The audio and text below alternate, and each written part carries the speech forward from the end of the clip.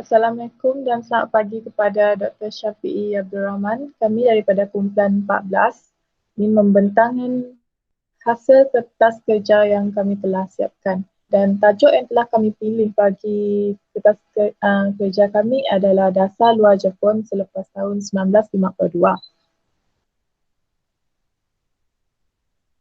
Next.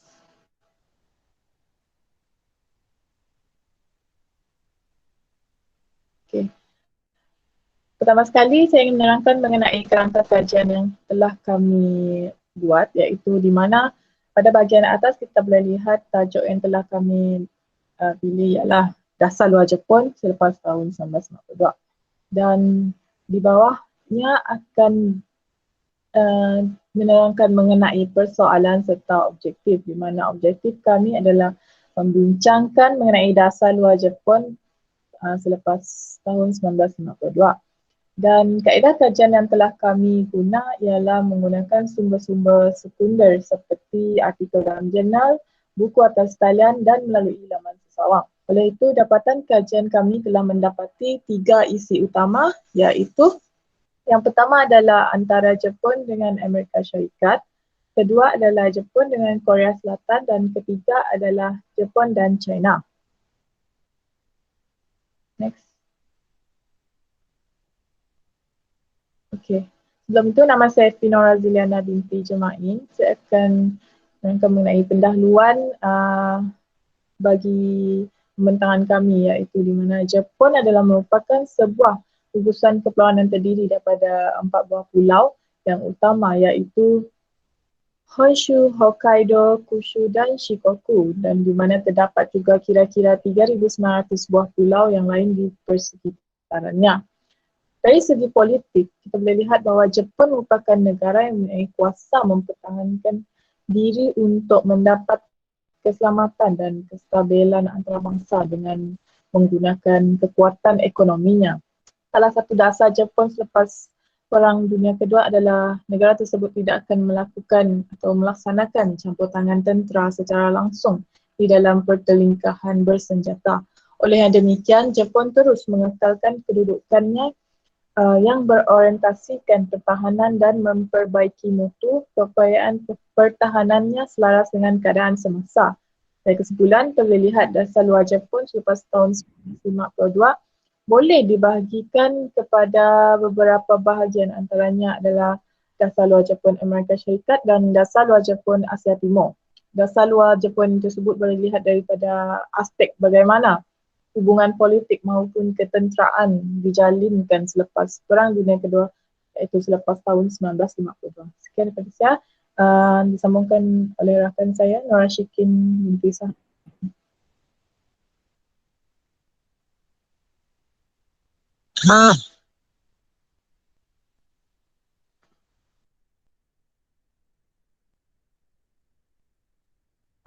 Okey, saya Nora Syikin Saharudin membincangkan tentang permulaan keterlibatan Amerika Syarikat dengan sistem pemerintahan Jepun melalui perlembagaan 40.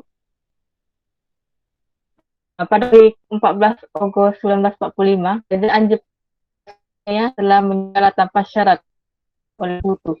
Hal ini kerana pasukan Jepun telah mengalami kekalahan yang diakhiri dengan serangan bom atom Amerika Syarikat di kota Hiroshima dan Nagasaki.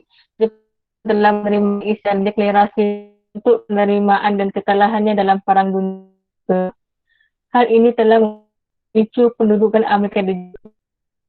Pendudukan di Jepun di mana faktor yang berasal daripada pihak bersekutu sendiri untuk melakukan pendudukan di Jepun yang dirundingkan beberapa konferensi hingga melahirkan deklarasi Potsdam, dan faktor eksternal adalah faktor yang berasal dari luar di mana berkaitan dengan perseteruan di antara Amerika Syarikat dengan Soviet Union. Disebabkan itu, Harry S. Truman telah memilih General Douglas MacArthur sebagai Supreme Commander The Allied Power atau SCAP untuk menjadi pemimpin bagi seluruh wilayah yang diduduki oleh Amerika Syarikat. Tujuan SCAP ini adalah melucuti dan memulangkan tentera-tentera Jepun yang berada di luar Jepun. Walau bagaimanapun, Truman ingin memiliki kekuasaan ke atas Jepun secara telat dengan meletak MacArthur sebagai pemerintah. Walau bagaimanapun mereka tidak menunjukkan minat dengan mengeksploitasi terhadap Jepun, tetapi memutuskan dengan perubahan-perubahan melalui Perlembagaan 1947 yang digumbalnya sekaligus membina hubungan baik dengan Jepun. Dan seterusnya.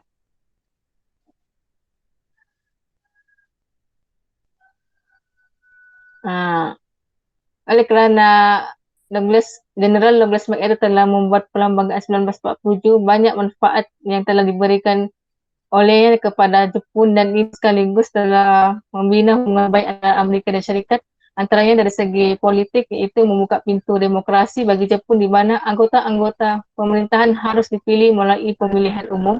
Wanita boleh berpolitik serta memberikan pandangan terhadap negara. Dasar politik yang dilakukan MacArthur menjadikan Jepun menjadi negara liberal. Manakala dari segi manfaat ekonomi, iaitu membebaskan syarikat-syarikat Zaibatsu dengan membubarkan dan memecahkan syarikat induk Zaibatsu, penghapusan dan pemecahan konsentrasi ekonomi seperti hak milik dan aset milik Zaibatsu, tujuan membubarkan Zaibatsu kerana ingin membuka pasaran pekerjaan dengan lebih banyak bagi menampung pengangguran. Oleh kerana Jepun terlibat dengan Perang Dunia Kedua dan yang terlibat pengeboman di Hiroshima menyebabkan banyak kilang-kilang musnah lain telah menyebabkan penduduk Jepun menganggur dan mengalami kemiskinan. Dan dari segi sosial, MacArthur telah memperkenalkan masyarakat Jepun mengenai hak asasi manusia, kebebasan pendapat dan juga otonomi daerah. Dilakukan demi mewujudkan Jepun yang bebas dari pengawalan oleh aturan mereka sendiri. Dan dari itu sahaja, dan saya akan serahkan pembentangan ini kepada Evi Nuraziliana bagi pembentangan yang seterusnya.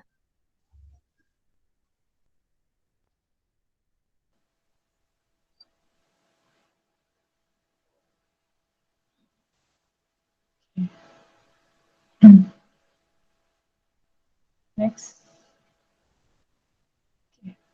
Pada bahagian saya pula, saya akan membentangkan mengenai pemindaan semula perkara 9 perlembagaan.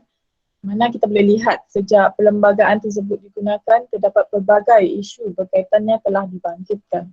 Antaranya ialah pengubalannya yang tidak mengambil kira budaya tradisi dan pemikiran Jepun yang mempunyai sistem pemerintahan beraja dan beragama Shinto. Sebaliknya mengikut acuan barat dan pentafsiran tentang kekangan perubahan anggota ataupun Angkatan Tentera Jepun. Oleh itu, pemerintah Parti Liberal Demokratik LDP mencadangkan supaya perlembagaan tersebut dipindah kandungannya bagi menyesuaikan dengan persekitaran politik dunia yang mencabar.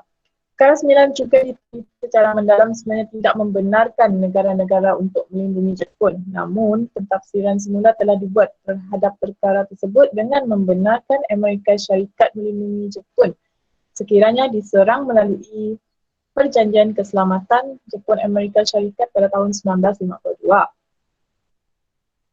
Perkara 9 perlembagaan ini merupakan satu mandat daripada Amerika serta reaksi terhadap perang. Ia mengutamakan dengan tulus kepada keamanan sejagat berdasarkan keadilan dan ketertiban. Rakyat Jepun selama ini meninggalkan perang sebagai hak berdaulat bangsa serta ancaman atau penggunaan kekerasan sebagai jalan penyelesaian perselisihan antarabangsa.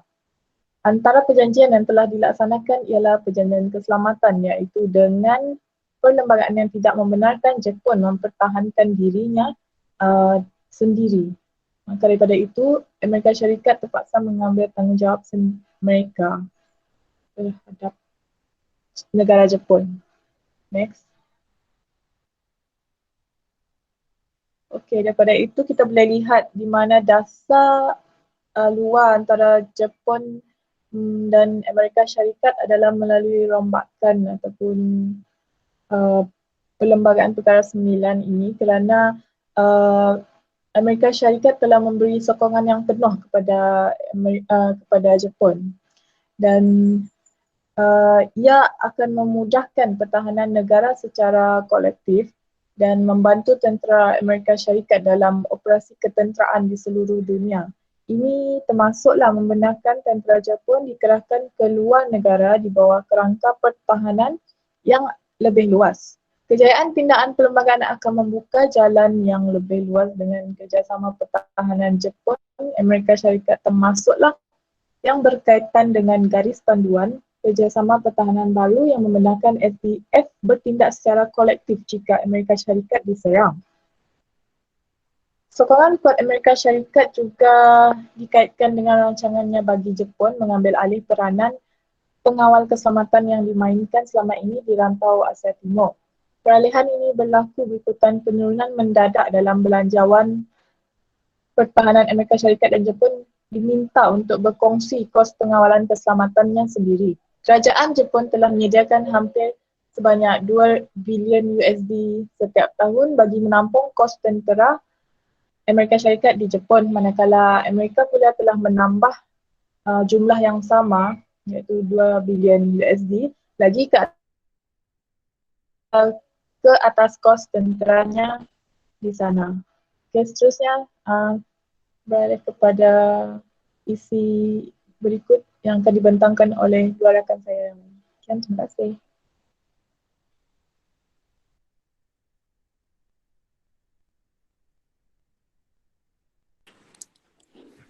Bismillahirrahmanirrahim. Assalamualaikum warahmatullahi wabarakatuh. Nama saya Nur Farhani binti Khairi. Saya akan membentangkan bahagian seterusnya iaitu dasar luar Jepun dan China selepas tahun 1952. Pola hubungan Jepun dan China tidak dapat dipisahkan dari pelbagai sejarah kerana terdapatnya trauma masa lalu yang terjadi akibat daripada kejadian penjajahan yang dilakukan oleh Jepun ke atas China pada Perang Dunia Kedua. Rasa permusuhan antara kedua negara ini masih terus membekas sehingga ke saat ini dan secara tidak langsung menyebabkan masalah hubungan politik antara kedua buah negara ini berlaku. Konflik kebanyakannya yang terjadi adalah akibat dari berkaitan dengan persengketaan wilayah dan juga berpengaruh pada memburukkan lagi hubungan antara kedua buah negara. Okay, next.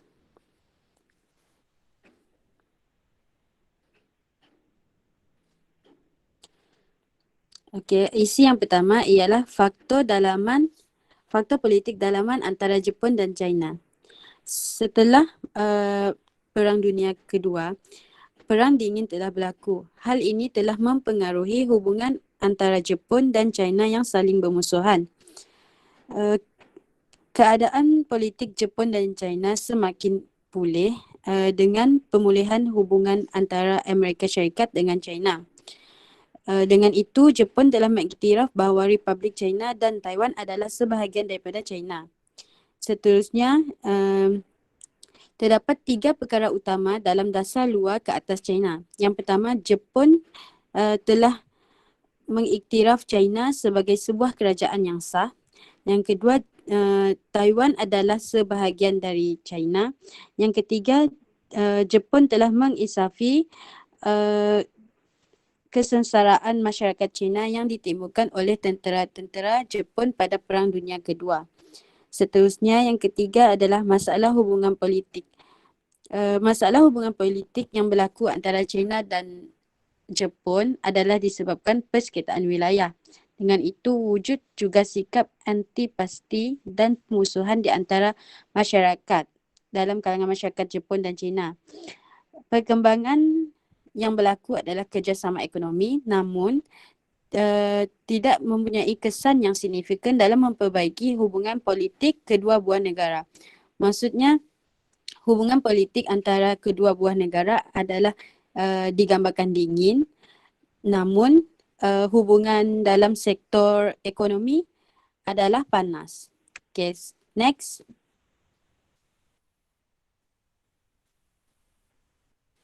Seterusnya, isi yang kedua ialah permohonan maaf yang dilakukan oleh pemimpin Jepun. Terdapat beberapa peristiwa yang menunjukkan pemimpin Jepun melakukan permohonan maaf ke atas China, namun ia dilihat adalah berlaku secara tidak begitu formal. Okay. Hubungan politik antara negara Jepun dan China digambarkan dingin kerana beberapa peristiwa China-Jepun yang meningkatkan persefahaman dan perjanjian kolektif dalam bidang politik. Justru itu, terdapat beberapa usaha Jepun untuk membuat permohonan maaf kepada China. Misalnya pada tahun 1992, Maharaja Akihito melawat China untuk membuat permohonan maaf.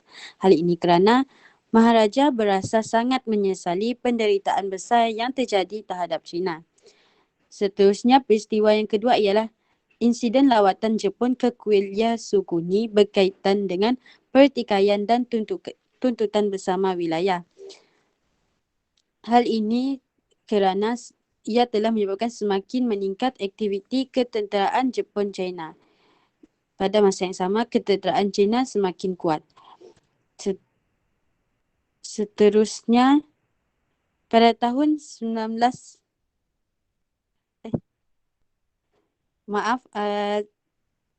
ini adalah susul Gallo yang ditunjukkan, yang saya sertakan sekali. Pada tahun 1992, Maharaja Akihito melawat China untuk membuat permohonan maaf. Hal ini kerana Maharaja berasa sangat menyesali penderitaan besar yang terjadi terhadap China.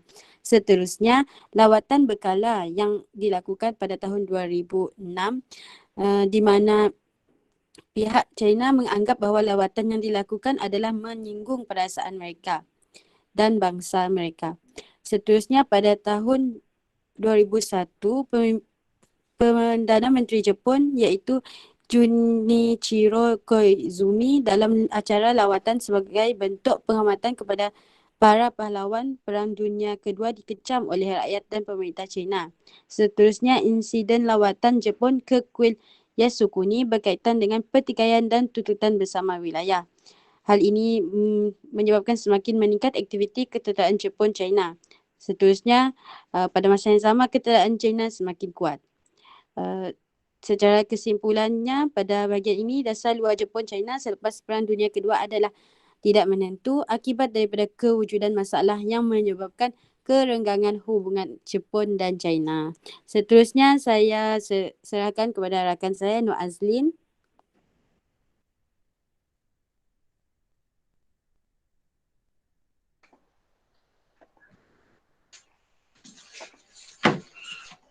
Assalamualaikum. Assalamualaikum dan saya Nur Azlin binti Behung akan membincangkan tentang dasar luar Jepun Korea selepas tahun 1952. Sebelum itu, Jepun dan Korea Selatan ni telah lama ditakrifkan sebagai jiran yang dekat tetapi jauh.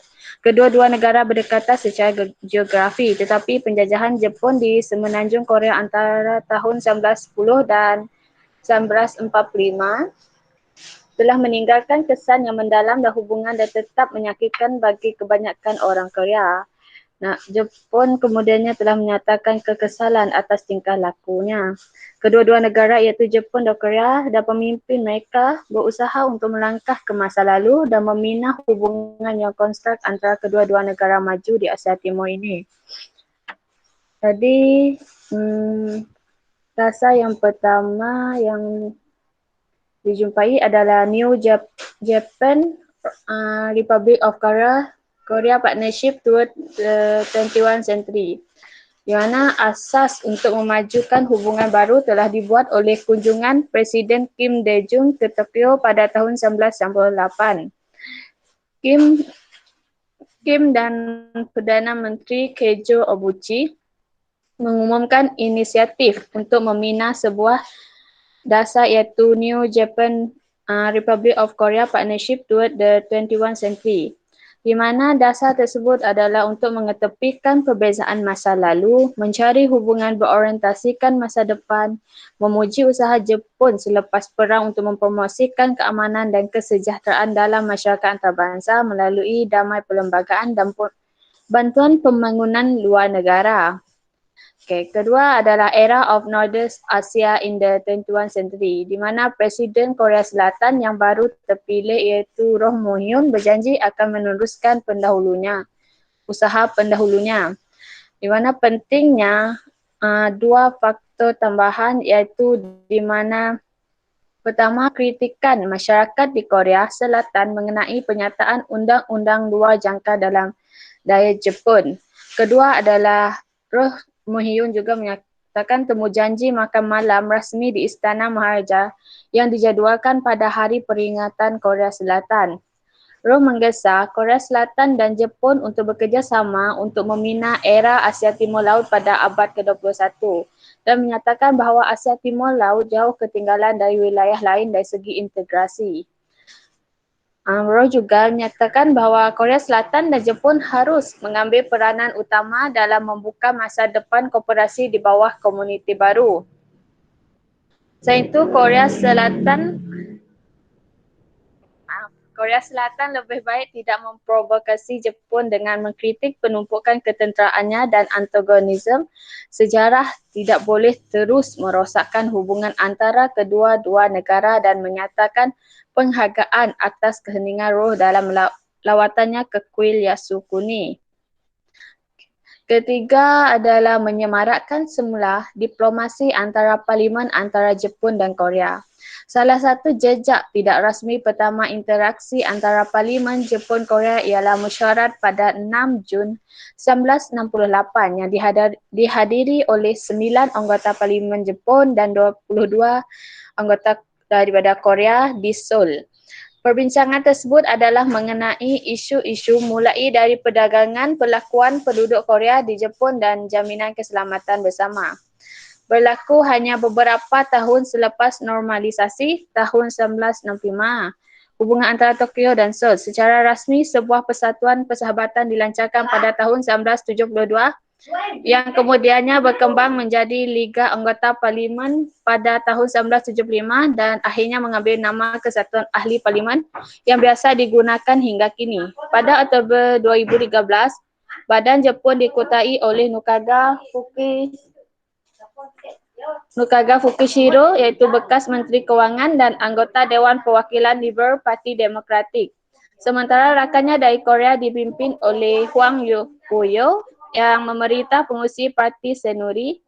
Dan selain itu, Mesyuarat Agung Tahunan Mereka, kedua-dua kumpulan bertujuan meningkatkan kerjasama dua hala melalui pertukaran lawatan dan perundingan. Keupayaan untuk membentuk dan mempengaruhi sentimen masyarakat pada jarak dekat sangat penting dalam memajukan hubungan Jepun-Korea. Yang terakhir adalah ketenteraan Jepun-Korea. Penyusunan semula kehadiran tentera Amerika Syarikat di rantau tersebut mungkin memerlukan penyesuaian dalam hubungan keselamatan Jepun dan Korea Selatan, di mana Washington akan meminta kedua-dua sekutu itu untuk mengambil lebih banyak tanggungjawab untuk keselamatan negara mereka sendiri. Pasukan Amerika di kedua-dua negara akan memainkan peranan yang lebih penting untuk keselamatan global yang lebih luas di samping misi asal mereka untuk mempertahankan kedua sekutu. Kerana ia dapat menimbulkan tekanan untuk lebih banyak bekerjasama antara Seoul dan Tokyo dalam hal masalah keamanan. Korea Selatan dan Jepun telah berjanji kerjasama yang erat dalam Pakatan Tiga Hala mereka dengan Amerika Syarikat dalam menangani utara ancaman nuklear Korea Utara.